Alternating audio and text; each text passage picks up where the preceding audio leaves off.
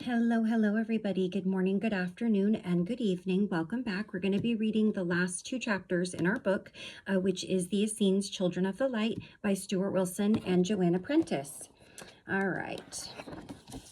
So the last two chapters are titled just simply Overview, and this is part 18. And we start out with just an excerpt from the book written by Dolores Cannon, which is Jesus and the Essenes. And if you haven't read that book, it's a really great book. I think I have it actually. Dare to think the unthinkable. Dare to question the unquestionable. Dare to consider different concepts of life and death. Chapter 48, continuing the story, or the continuing story, I should say. When we began the past life regression process in 1994, we had no idea it would open out to this extent. As our research developed, it became clear that the information we were receiving ran parallel with the work of Dolores Cannon in her book, Jesus and the Essenes. However, Sooty in that book and our main subject, Daniel, proved to be very different characters. While Sooty gave much time to a description of the customs and details of Essene life, Daniel focused more upon ideas and the underlying philosophy. They were talking about the same experience, but from different standpoints. Looking back now, we can see why Daniel was always surprising us. He turned out to be a complex and subtle character with a restless spirit and an ever-questing consciousness.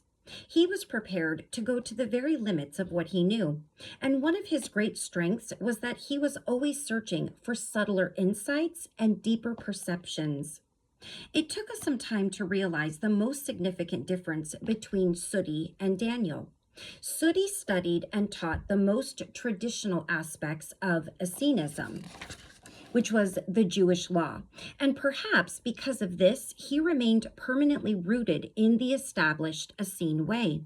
Although Sooty actually taught Jesus when he was a young boy at Qumran, he never had the opportunity of spending time with him during his ministry as Daniel did.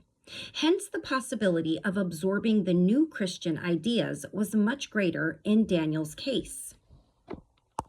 Daniel stands at a unique point in history when Essene ideas were beginning to merge into nascent Christianity. While Sooty always remained firmly within the Essene tradition, Daniel formed a bridge between Essenism and Gnostic Christianity.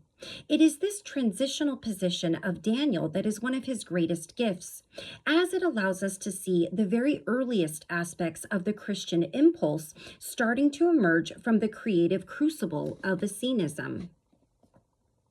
Those who had the closest and most profound relationship with Jesus, like John and James and Mary Magdalene, seemed much more in tune with Gnostic ideas than the more conventional disciples. And as the regression process continued, it became obvious that Daniel's sympathies were very much with the Gnostic group. In the end, we realized that in many ways, Daniel was the perfect complement to Sooty in Jesus and the Essenes. While Sooty was a brilliant communicator of the fundamental structures of Essene life, Daniel was much more fascinated by ideas and principles. Sooty told us about the physical appearance of Qumran and how the community was governed and lived from day to day. These things were not Daniel's main interests. He was more focused on why the communities had been set up, what the Essenes believed in, and where all this process was leading to. Sooty was a master of practical things, and Daniel was a master of the bigger perspective. Together, they gave us a more complex picture of Essene life than we could have dared to hope for. In both cases, they leave a strong impression that they were speaking with the approval of the Essene Brotherhood, so that the truth could be told. This was confirmed by a statement which Daniel made quite late in the regression process. So here we have a bit of a more interview between Daniel and Joanna. Daniel: some of the information I have given goes beyond what I managed to gather myself.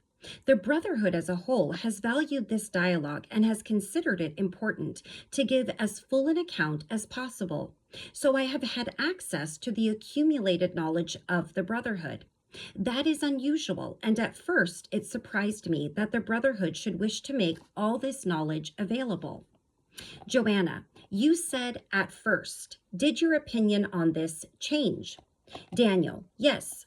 When I grew accustomed to our dialogues and to the idea of your group being in future time, I realized that this process posed no danger to us and might have benefits for the whole order. Gradually, I begin to see these dialogues and others like them as being a bridge into the future for us, an opportunity to tell the truth about our order. If our communities continue to flourish, they would in future time be able to speak for themselves and correct any false notions about our order which might have sprung up over the years. But by projecting my consciousness, I have seen that all our communities will soon be extinguished. When the last Essene community disappears from the earth, our direct contact with future generations will vanish with it. That is why we value these dialogues and why so much information has been given. It is important to understand that the situation has changed greatly for us over just a few years. Whilst the teacher of righteousness was working in our midst, we were not concerned with anyone outside our order understanding us.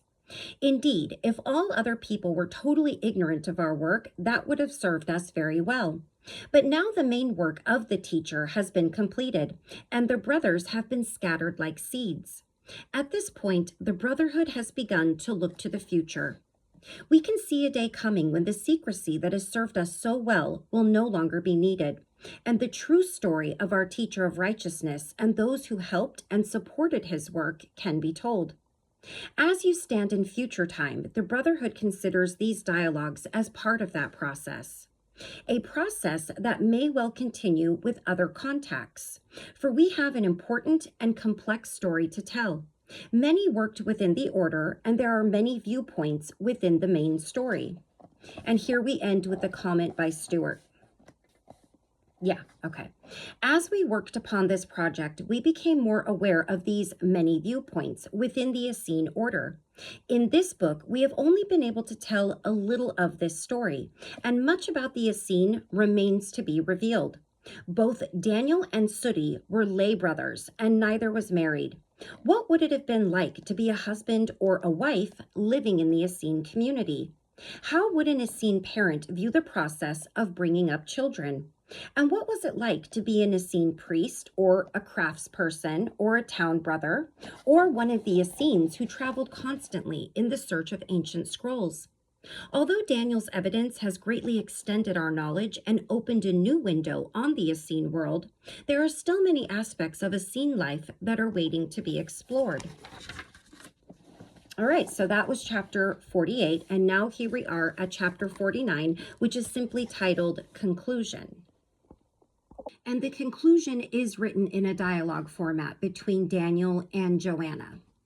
When we thought that the whole of this manuscript was thoroughly completed, something quite extraordinary happened, something that led to one final and unexpected gift. At the end of a routine past life session with Stuart, the energy suddenly changed, and he felt a strong connection with Daniel. And you'll remember in the beginning of the book, they gave us the names of the people today who were going into the past life regression, and one of them is Stuart. Now, I haven't figured out if we're talking about the author, Stuart Wilson, or if this is just another person named Stuart, but I'm almost positive that it is Stuart Wilson, who is Daniel, because I think he has felt quite pulled to the Essenes and to this particular subject, and that would make complete sense if he lived as an Essene, particularly as Daniel Ben Ezra in that previous life. Daniel. When our dialogues were drawing to a close, I realized that I had not well understood the world which you experience in your future time. The gap between my time and yours is vast. That, at any rate, I realized when I projected my consciousness forward, and I felt I had not done enough to bridge this gap. Through the process of projection, I had caught glimpses of your world, but they were only fleeting glimpses. I wanted to understand your world more thoroughly, and so I approached the Brotherhood as a whole for help. I have already spoken of the consciousness which unites all who have ever lived as Essenes. Those who are people are joined forever in this consciousness, which is like a great river of energy. I asked the Brotherhood that I might be given the opportunity to observe this river of consciousness as it flows on through time, and my request was granted. I was given special guidance to help me, and now I am able to report to you the results of this endeavor. I was able to stand, as it were, upon a higher place and see the individual threads of consciousness rooted in Essene lives. But when I became fully attuned to this process, it was more than just seeing. Whatever these individuals knew, I also knew. I watched as our people came back time after time to work within the way that our teacher of righteousness had established. The original simplicity of the way only lasted for a little time. Too many minds were at work to change and codify and improve it, where no improvement was needed. Our people tried to keep the way simple, but events overwhelmed them. And as I watched, the structure grew ever more complex, ever more rigid. I saw that over the centuries, Jesus became misunderstood until most people believed that he came to establish a religion in the Greek fashion, descending like the son of Zeus to save the world entirely on his own. What a lie that is. What an unjust lie, removing from the record all the work and efforts and suffering of the Essene Brotherhood in support of our teacher. And Jesus taught such powerful and simple things. He taught us to unite with the Spirit and go into the light. That is all. Nothing else. No elaborate ceremonies, no buildings of temples, no great hierarchy of priests, no formulas to learn or doctrines to master. So simple his teachings were. Unite with the Spirit. Be open to the kingdom of heaven that is the world of spirit, and let the energy of the Spirit flow down into us and wash away all heaviness, all fear, all doubt, and all the littleness within us that is uncomfortable with the light. And when we were all full of the Spirit, how easy it is to step into the light, which is our source and the very nature of our being. How easy to lay aside the body that has served us well, and in the formless world become one with the light. And he taught us that the nature of the Spirit is truth and love and freedom. And when these three are present in our hearts, then indeed we may feel the kingdom of heaven close to us. And he taught us always to keep these things simple and clear and not muddied up with elaborate words and rigid formulas. For in simplicity, he said, we would see the truth of things. And when that simplicity, that love and truth and freedom flowed through us and blessed us, then indeed we felt that God was with us, carrying us upwards on the wings of the Spirit. I'm so sorry. My son has a few friends over and they're watching the football game. They're going between watching the football game and coming inside to check and see what's going on between playing. I'm going to wait till it calms down a bit. Okay. But there was such a contrast between the simplicity of the way and the vast and rigid structures which I saw accumulate around it. And when I saw all the complexities that time had heaped upon this simple way, all the doctrines and formulas and ceremonies, my heart became sad for my brothers. And I will say, yes, we as a human race have made the belief in God and what he is and where he is and who he is, and also Jesus's mission. We have made it so elaborate and so complex and so much more than what it seems it really was just meant to be. Only the light at the very end of the planetary cycle gives me any hope for a better outcome. Perhaps then simplicity will return again, and the path of the Spirit shall shine before us and lead all humankind into the light. Now here we have a comment by Stuart. This remarkable material summarizes where Daniel stands in relation to the teachings of Jesus. Our ability to be changed by the way which Jesus established seems, according to Daniel, to be more concerned with the energy of the Spirit than any intellectual understanding or ritual ceremony. Whilst the Spirit may be able to function in any circumstances, our openness to it seems to diminish when we are confronted with complex structures, and to try to deal with these structures through using our minds. In contrast to this, simplicity forms the ideal environment for the Spirit to transform our lives and our consciousness. We live in a fragmented and complex world whose complexity increases every day. Isn't that the truth? Against that background, a return to spiritual simplicity is starting to emerge as one of the great challenges of our time. That need is being reinforced by the very wealth which technology has delivered to us. We are now richer and live easier lives at the physical level than our great-grandparents could ever have imagined. Yet this wealth and physical ease have been accompanied by a great rise in stress and mental illness, and an acute sense of spiritual loss and disconnection. By far and large disconnection from our souls. Could an answer to these problems lie in the profound simplicity of the way as originally taught by the Essene Jesus? But to return to our final session with Daniel. And here we have Joanna. Thank you for making this effort to bridge the gap between your time and our time. But one thing still puzzles me. You say that Jesus taught only uniting with the Spirit and going into the light. But surely he also taught love and forgiveness. Daniel, of course, uniting with the Spirit and going into the light are the aims of his teaching, whilst love and forgiveness are the methods he puts forward to achieve these aims. Both love and forgiveness are processes of the heart, and uniting with the Spirit and ascension are breakthroughs at the heart level. When we receive energies of the Spirit, these energies transform and transcend our previous state of being. Joanna, so is it really a question of receiving? Daniel, completely. One of my teachers at Qumran once wrote, "Fill the chalice of the soul with the living waters of the Spirit and step into the light." But before the chalice can be filled, it must first be emptied of all the littleness and anger and hurt, all the rubbish we carry around inside us. Love and forgiveness help us deal with the rubbish and keep the chalice empty of the little self.